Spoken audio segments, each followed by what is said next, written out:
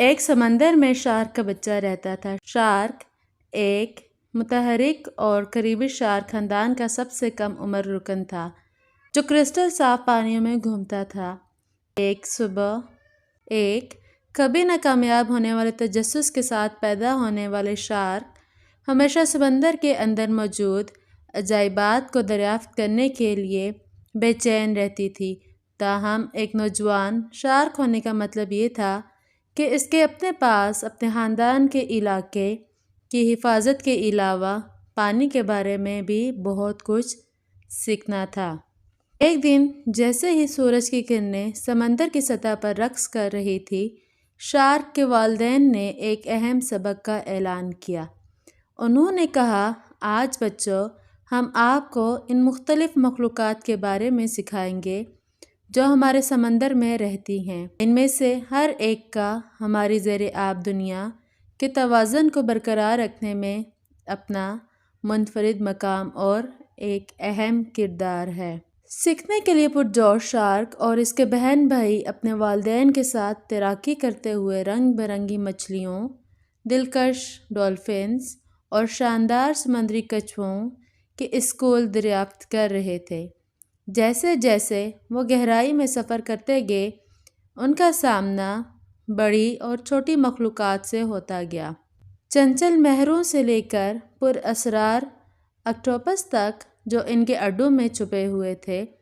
تاہم ان کی تلاش کے دوران وہ دور سے مچھلیاں پکڑنے والے انسانوں کے ایک گروپ سے ٹھوکر کھا گئے۔ تجسس پیدا ہوا۔ شارک احتیاط سے قریب آئی۔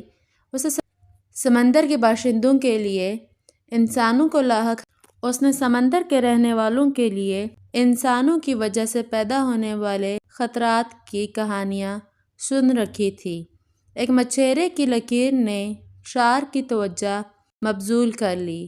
ایک چھوٹی مچھلی آزاد ہونے کی جدوجہد کر رہی تھی۔ قدرتی طور پر شارک اپنی دم کی تیزی جھٹکے سے مچھلی کو کاٹنے سے آزاد کر کے آگے بڑھی۔ شکر گزار مچھلی تیر کر وہاں سے چلی گئی اور شارک یہ سوچ کر جانے کے لیے مڑی کہ اس نے کوئی اچھا کام کیا۔ لیکن جب وہ تیز تیر کر اپنے گھر والوں کے پاس واپس آئی تو اس نے ایک زوردار چھڑکاؤ سنا۔ ان میں سے ایک ماہی گیر پانی میں گر گیا تھا اور تیرتے رہنے کے لیے جدوجہد کر رہا تھا۔ بغیر کسی ہچکچاہٹ کے شارک قریب تیری اور اپنے خاندان کی مدد سے آہستہ سے ماہی گیر کو سطح کی طرف دھکیل دیا۔ امداد سے حیران ماہی گیر کو شارک اور اس کے خاندان کے ذریعے بحفاظت کشتی تک پہنچایا گیا۔ شارک کی مدد کے لیے ماہی گیر شکر گزار ہوا اور تعریف میں مسکرا دیا۔ اس واقعے نے شارک کو ہمدردی اور تمام مخلوقات کے باہمی تعلق کے بارے میں ایک قیمتی سبق سکھایا۔ اس نے محسوس کیا کہ دوسروں کی مدد کرنا، یہاں تک کہ ان کی پانی کے اندر کی دنیا سے باہر بھی، سمندر کی ہم آہنگی کے لیے ضروری ہے۔ اس دن کے بعد سے شارک نے اپنی تلاش جاری رکھی، ہمیشہ سمندر کے باشندوں کے بارے میں مزید جاننے کے لیے بے چین رہتی تھی۔